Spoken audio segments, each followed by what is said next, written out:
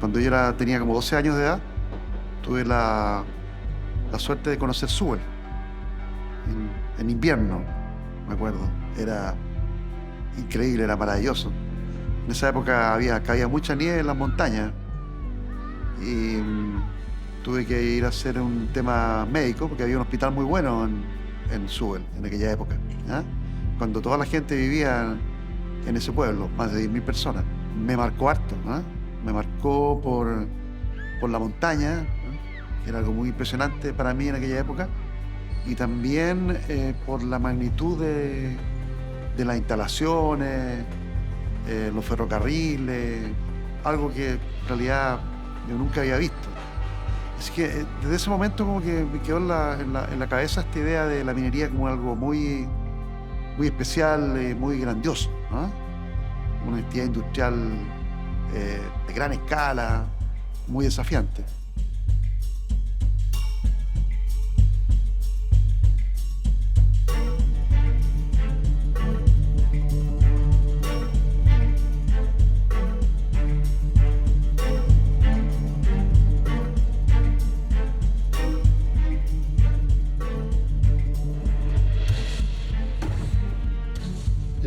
En Sewell había instalaciones que eran instalaciones para los empleados superiores, digamos, un sector de casas ahí, lo que llamaban el sector americano, y había un sector para los empleados corrientes.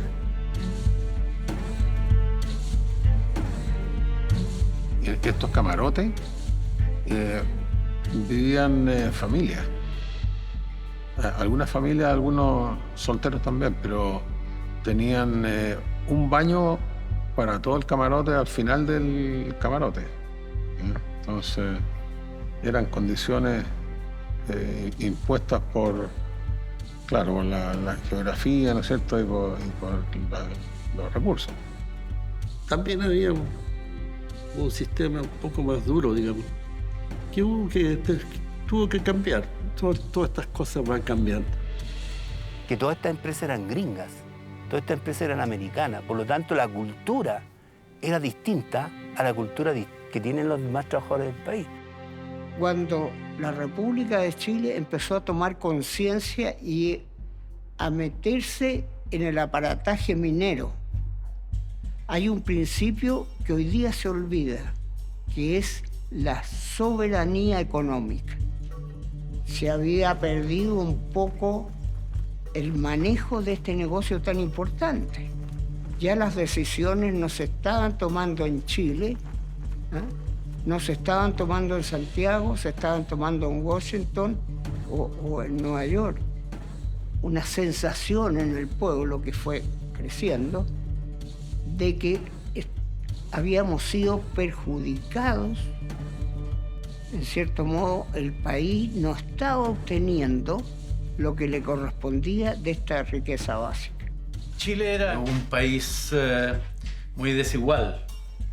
La desigualdad es un virus que nos ha carcomido como sociedad desde hace muchísimos años, ¿no? Entonces era un país donde existía, tal como existe ahora, una élite económica muy potente, muy poderosa, pero en aquella época dentro de ese grupo de poder económico tenían un rol fundamental las empresas extranjeras, particularmente de la minería y del cobre. Y eran Anaconda Copper Company, Kennecott Corporation y Cerro Corporation. Y tenían una enorme influencia en el país. Estas empresas lo que hacían era establecer en el territorio donde se llegaban su propio modo de existencia. Y eso, por ejemplo, dio lugar a estos enclaves económicos, pero también culturales y sociales, que fueron los campamentos mineros de aquella época. Estas empresas podían pagar mejores salarios, por supuesto, que el resto de las empresas del país. ¿Por qué? Porque las minas de cobre eran una riqueza enorme y producían utilidades muy grandes. En 1957 se crea la Corporación del Cobre, Codelco, como una instancia de superintendencia, de supervigilancia. Es evidente que el aporte que estas empresas hacían era realmente mucho menor de lo que podía haberse efectuado o de lo que Chile merecía por sus propios recursos naturales. Y esto lo prueba el hecho de los sucesivos intentos de ir modificando la relación, desde un comienzo a comienzos de siglo, en las primeras décadas del siglo, de una situación muy laxa, se fueron estableciendo regulaciones en relación con estas empresas.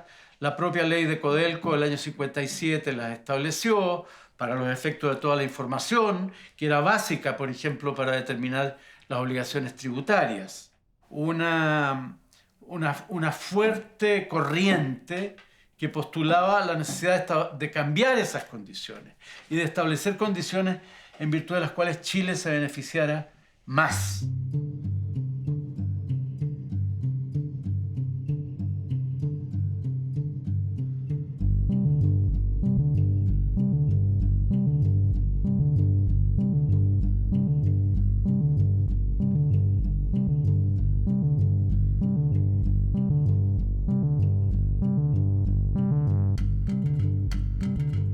La chilenización fue un proceso en que en términos generales se podría decir se les pidió a las compañías norteamericanas que tenían la gran minería: asociémonos, hagamos un joint venture, seamos socios, y se tradujo en leyes que le dieron forma a esta chilenización, que culminó después con un proceso que se llamó la nacionalización pactada al final del gobierno de Eduardo Frei.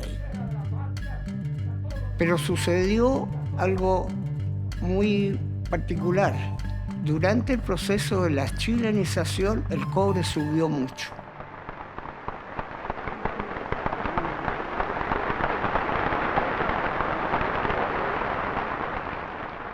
Y ahí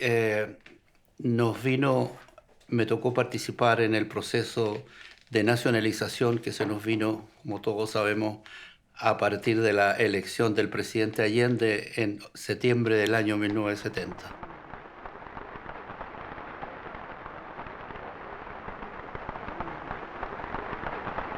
Luego vino todo este proceso en que se sabía, por lo menos la empresa norteamericana, en este caso Anaconda, sabía que venía la nacionalización, que era el segundo paso después de la chilenización anterior del presidente Frei. Y empezaron ellos, los norteamericanos, a prepararse para irse, porque sabían que venía la nacionalización. Y ahí nos tocó vivir un proceso bien interesante a los pocos profesionales chilenos que estábamos en ese entonces en Chuquicamata. Y al sudar trabajando el fondo de la mina, están haciendo por un Chile distinto, por una sociedad nueva. La idea de la nacionalización fue una idea que comenzó relativamente pequeña y fue creciendo. Yo digo, fue como una bola de nieve, que fue creciendo y creciendo mientras avanzaba.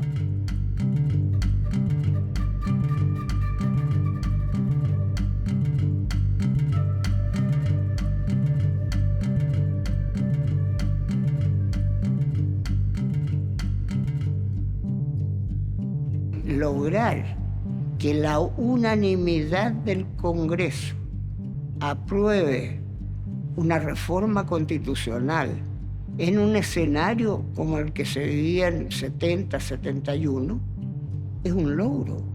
De la extrema derecha a la extrema izquierda, ponerse de acuerdo en un instrumento jurídico complejo y que fuera aprobado por unanimidad. Declarar el dominio del Estado. Eso es lo importante, llevarlo a rango constitucional, porque desde la nacionalización solo había un dueño, que era el Estado. Todos los jefes, todos los ejecutivos eran extranjeros, la mayoría norteamericanos, no todos ellos, había de otras nacionalidades. Por lo tanto, los pocos chilenos que estábamos teníamos roles bastante secundarios, como jefes de turno, cosas de ese estilo. tampoco como los chilenos que teníamos cargos secundarios, no teníamos acceso a la información, especialmente la información geológica. ¿Qué yacimientos estábamos hablando? Información de sondaje. Y bueno, y los norteamericanos, entre otras cosas, se empezaron a llevar todos los planos y toda la información que existía. Nos organizamos con algunos colaboradores muy leales para volver en la noche a las oficinas y de a poco sacar algunos planos sin que se notara mucho la ausencia. Y de esa forma logramos sacar planos y información, sobre todo geológica. Sí, los profesionales que estábamos ahí no conocíamos la mina, solo operábamos y solo recibíamos instrucciones. Por primera vez, un anhelo muy sentido en general, que había sido una lucha política larguísima, se había concretado y era nacionalizar la gran minería del cobre. Y Codelco fue encargado de administrar el cobre nacionalizado, siendo la empresa productora más grande del mundo en ese momento, y teniendo compromisos internacionales importantísimos, y teniendo el compromiso de, además, producir divisas para un país que necesitaba de manera muy urgente. Entonces había una especie como de frenesí interno, una gran mística, por demostrar que Chile podía efectivamente enfrentar ese desafío en términos de primer nivel en el concierto internacional, cosa que efectivamente se hizo. Hay que tratar de transformarlo todo en la gran aventura de los chilenos, Lucho. Hay que enfrentar la vida de nuevo, Lucho. Hay que comenzar de otra manera, hay que descubrirlo todo, Lucho. Palabra, viejo. Hay que hacerlo, Lucho. Palabra. Palabra.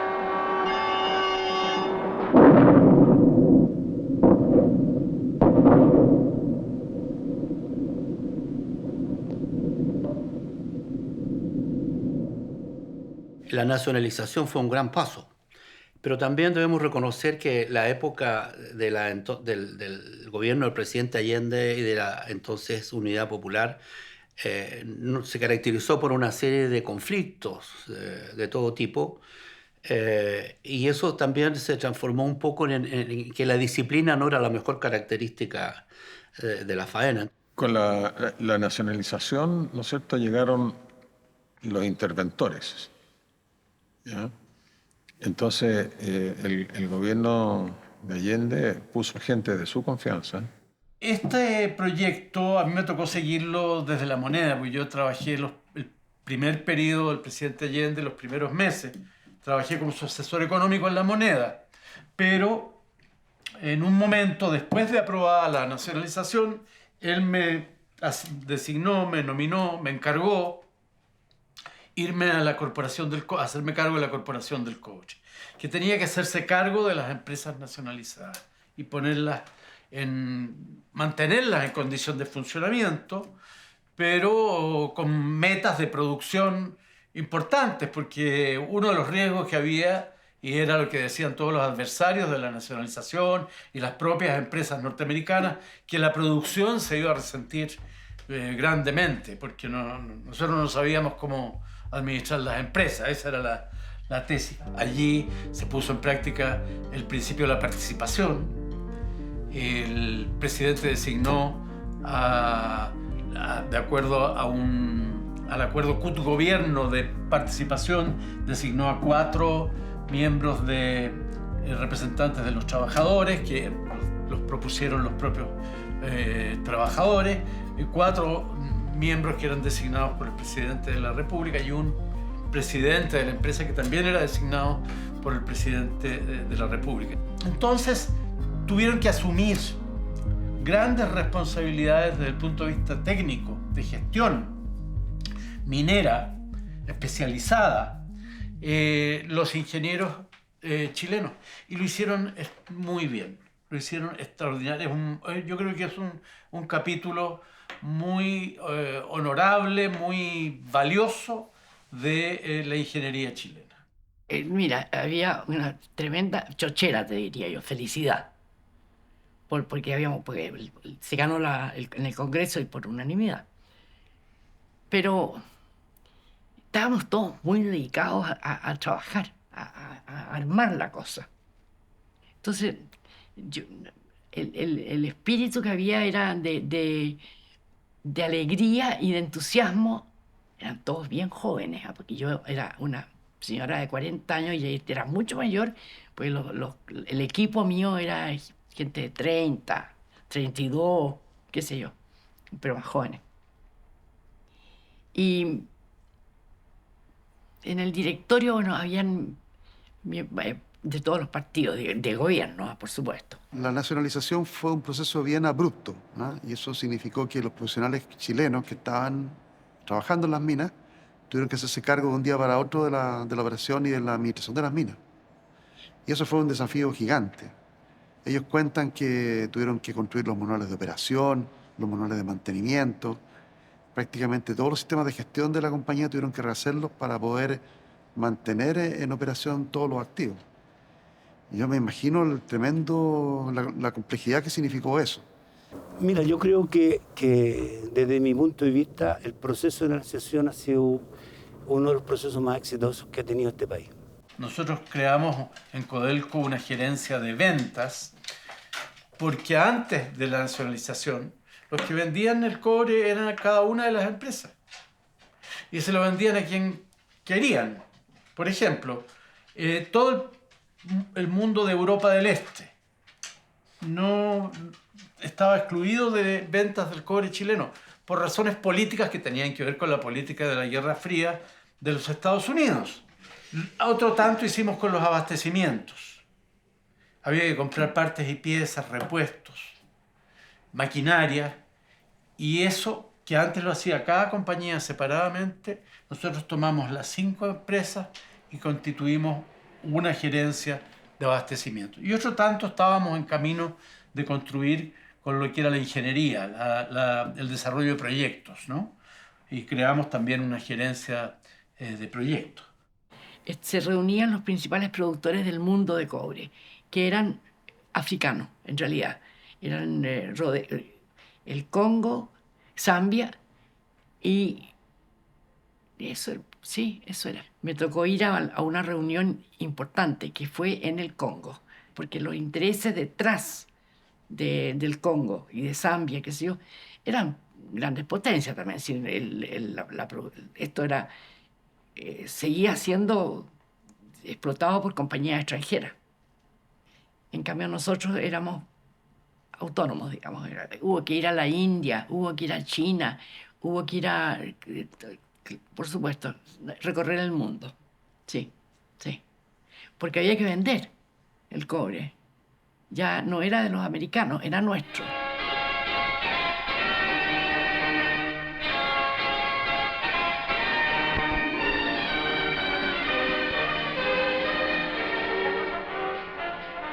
La nacionalización fue una expropiación, no fue como la chilenización, ¿no es cierto?, que fue la compra de alguna propiedad del 49% de las empresas. Entonces la predisposición del gobierno norteamericano no fue de la más positiva, sino que se bloquearon los créditos, se bloqueó el acceso a repuestos, hubieron dificultades para comercializar el cobre. El Consejo de Defensa del Estado de la época asumió la representación del gobierno de Chile ante los organismos internacionales, y algunos de los profesionales que estábamos en la faena nos correspondió actuar como referentes técnicos e emitir algunos informes en defensa de la posición del gobierno de Chile.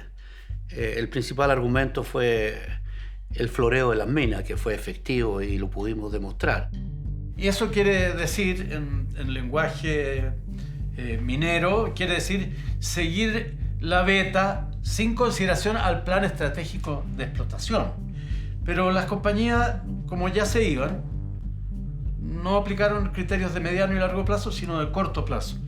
Florearon la mina en algunos casos.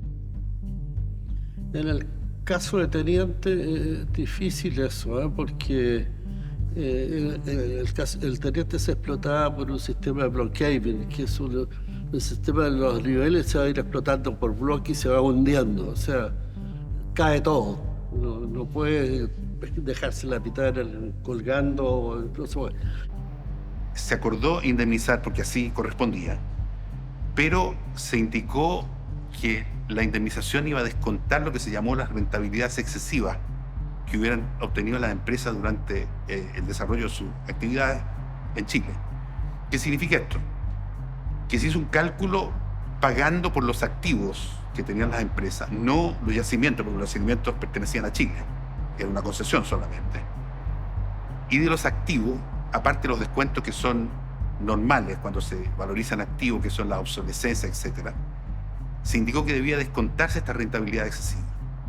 ¿Cuánto habían ganado, cuánta utilidad habían tenido estas empresas que estaban por sobre niveles que se estimaban niveles aceptables en el concepto internacional? Y cuando se hizo este cálculo, prácticamente, bueno, Químico y Anaconda no tuvieron indemnización. No tuvieron simplemente indemnización porque la utilidad excesiva era mayor que el valor de los activos. Y por lo tanto se iniciaron demandas en el extranjero que causaron bastantes conflictos. O sea, los embarques de cobre tenían el problema que podían ser embargados. El momento más difícil del que yo tengo recuerdo, que es una anécdota, es cuando hicimos desplazarse un barco que llegó a otro puerto en el que no era esperado. Cuando descubrimos que el cobre que llegaba a Calais, ponte tú, lo tenían listo, el embargo estaba listo. Entonces había que avisarle al capitán del barco que no entrara a Calais y que siguiera hacia el norte. Y eso era cuestión de minutos nomás, así que estábamos todos esperando. Y cuando el barco alcanzaba a salir del rumbo de entrar al puerto y seguir, ya habíamos ganado. Algo parecido ocurrió con la gerencia de abastecimiento. Yo diría que fue más complejo el tema, porque en realidad la gerencia de ventas tenía que vender cobre y molibdeno, básicamente. Distintos tipos de cobre y molibdeno, que era el principal subproducto, ¿no?, de las minas de cobre. Había otros, pero el principal era el molibdeno. En cambio, la gerencia de abastecimiento tenía que comprar miles de ítems diferentes. Tenía que comprar desde una tachuela hasta los camiones gigantes. Teníamos una oficina en Londres, que era la oficina en el exterior, que tenía la Corporación del Cobre. ¿Por qué en Londres? Porque ahí está situada la Bolsa de Metales de Londres, donde se transaba el cobre.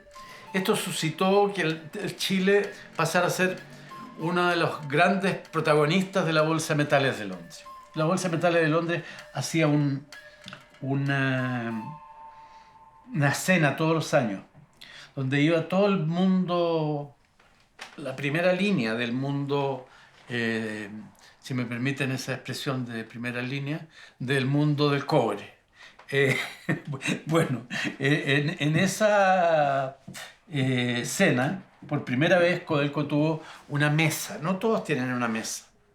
Los grandes productores o comerciantes de cobre tienen una mesa. Y esa mesa significa que uno puede invitar a su mesa. Entonces, por primera vez, Codelco tuvo su propia mesa.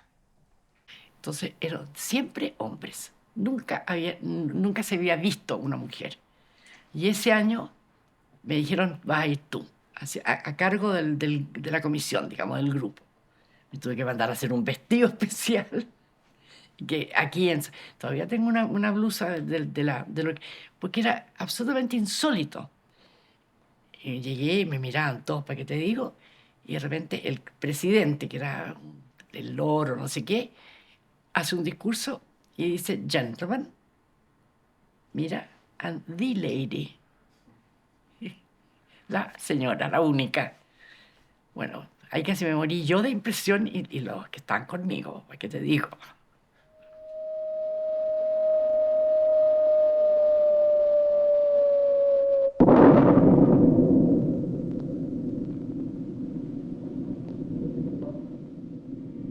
En 1973. Esa vez visitamos la República Democrática Alemana, la Unión Soviética, y de ahí partíamos a Tokio, a Japón. La última gira de ventas fue cuando fue el golpe. Sí. Bueno, yo estaba en la Unión Soviética de esa época Y me había ido malón, porque no habíamos tenido un acuerdo. Yo había dicho que no a los concentrados y ellos insistían en los concentrados. Y ahí, pero se suavizó la cosa, me quedamos en que lo íbamos a discutir adelante. Lo postergamos así. Pero yo ni nadie tenía del grupo, porque éramos como 4, idea de lo que estaba pasando en Chile. Primero porque uno no leía los diarios, porque estaban en ruso, porque no... Bueno, porque además la Unión Soviética era un país bastante cerrado.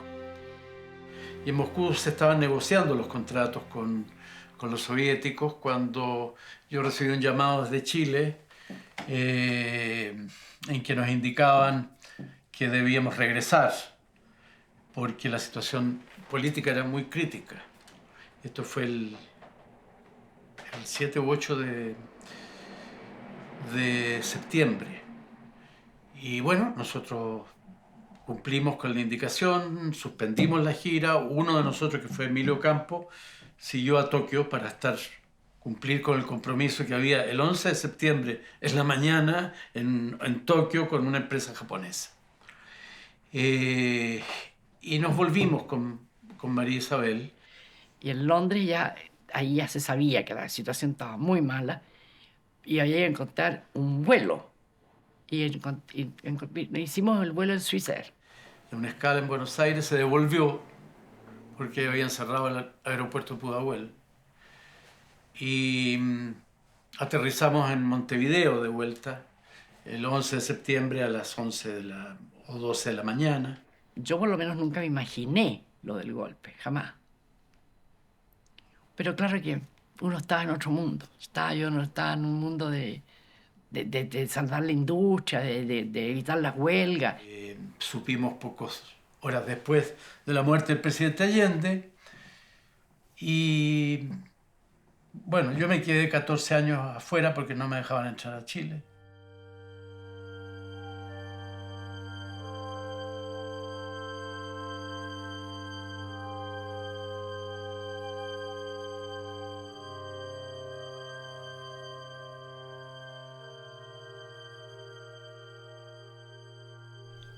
El regimiento de Calama fue el último regimiento que salió en Chile. La mañana del 11 de septiembre no había militares en la calle de Calama ni de Chuquicamata. Por lo tanto, hubieron incluso algunos enfrentamientos en la faena. Carabineros versus, en ese entonces, algunos grupos llamados GAP. Eso fue efectivo. Después de la tarde ya los militares, una vez que ya pareciera ser que el comandante a cargo se dio cuenta para qué lado iba la cosa, que ya todo el país estaba sometido. Entonces sacó a los militares a la calle y hubo un poco más de orden. No olvidemos también que Calama fue objeto de una de las paradas de la Caravana de la Muerte y que 22 personas, la mayoría trabajadores de Chuquicamata, fueron fusiladas. De manera que eso, de nuevo, y de entre ellos habían algunos colaboradores de la mina.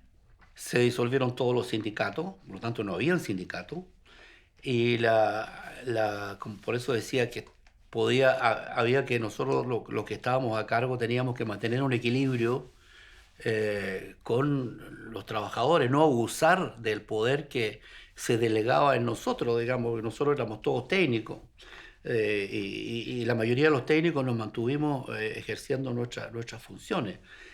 Pero hubo como decía, un espíritu de colaboración obligado, más bien por los trabajadores. Hubieron trabajos voluntarios, hubieron récord de producción, un tanto más bien, tanto por un lado por la disciplina como por el temor que significaba el tener autoridades militares. No olvidemos que en Calama se instauró el regimiento Atacama, que estaba en Copiapó, lo instalaron en Chuquicamata. Por lo tanto, teníamos un regimiento poco menos que la misma faena. Por lo tanto, era complicado no obedecer las instrucciones. Bueno, fue bastante traumático. En general, en Codelco hubo una represión bastante dura que afectó básicamente a las dirigencias sindicales y a ejecutivos superiores en las divisiones. Por ejemplo, el gerente general de la División Salvador, Ricardo García, fue fusilado por orden de la llamada Caravana de la Muerte. el gerente general de la división Chuquicamata, que era David Silverman, fue trasladado a Santiago, estaba preso en la cárcel de Santiago. Una patrulla un día lo sacó de la cárcel y hoy día es detenido desaparecido. Es decir, hubo una represión muy dura. Se ha encargado por parte del gobierno una acción bastante fuerte en los centros de trabajo del cobre. Y casos como, por ejemplo, de minerales como el del cual yo pertenezco, que yo soy de la División El Salvador, donde no existe un contingente militar, de la noche a la mañana nos hemos visto prácticamente rodeados. Y lógicamente que eso también va creando en el trabajador nuestro una sensación mucho más fuerte entonces de la opresión que estamos viviendo. Volví a Chile el año 90. Yo me encontré de vuelta en Codelco con un ambiente de una gran mística. Todos sin excepción alguna, sin distinción ninguna, sin distinción de convicciones políticas previas en un lado u otro en favor de A, B o C, trabajaban incesantemente porque Codelco tuviera éxito. Pero estaban pasando muchas cosas en Chile. En el año 90, año 91, muchas inversiones que llegaban a Chile. Y los primeros estudios de impacto ambiental cuando en Chile todavía no había ley de medio ambiente. ¿Ya? Entonces también había muchas cooperaciones de los gobiernos amigos que venían a colaborar, a fortalecer nuestra democracia. Y fue así entonces como yo partí a Canadá, donde tuve la oportunidad de ver efectivamente cuáles podían ser los estragos o los impactos de la minería en el medio ambiente. Y había un esfuerzo enorme por la responsabilidad que se sentía en un momento que se estaba reconstruyendo el país, de hacer un aporte que era indispensable para esa reconstrucción. Y yo sentí todo eso durante el tiempo que estuve trabajando en Codelco y creo que fue una experiencia realmente notable y un gran éxito.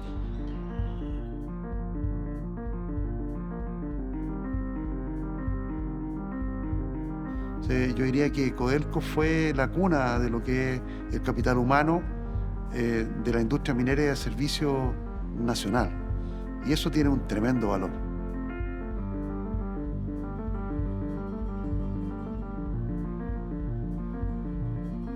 Bueno, Codelco es una empresa muy innovadora desde el punto de vista tecnológico.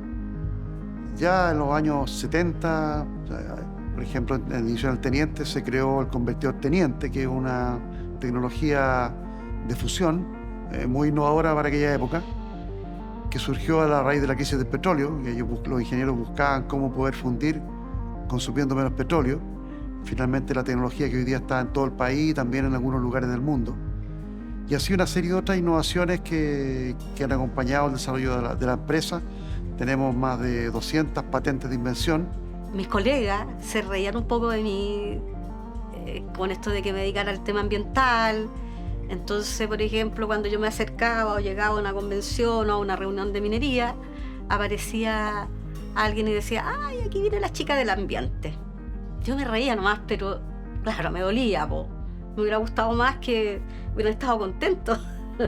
Pero no, era como un rechazo. Ahora, lo extraño es que con el tiempo, muchas de esas personas, podría dar nombre, muchas de esas personas que ponían talla y como que estaban en contra de, después terminaron estudiando y son muy defensores del tema ambiental. Y hoy día tú los ves y hablan, digamos, con mucha naturalidad, y también algunos reconocen de que no reaccionamos tan a tiempo, ¿ya? Que pudimos haber hecho más en el fondo. La demanda de cobre se proyecta que además para las próximas 3 décadas este va a ser un mineral crítico para la transición energética, es decir, el que nuestra economía en el fondo se abastezca de energía renovable y deje de usar combustibles fósiles, que es en el fondo algo crítico en la lucha en contra del cambio climático. Bueno, el mundo y corresponde, exigen mayores estándares medioambientales y de sustentabilidad.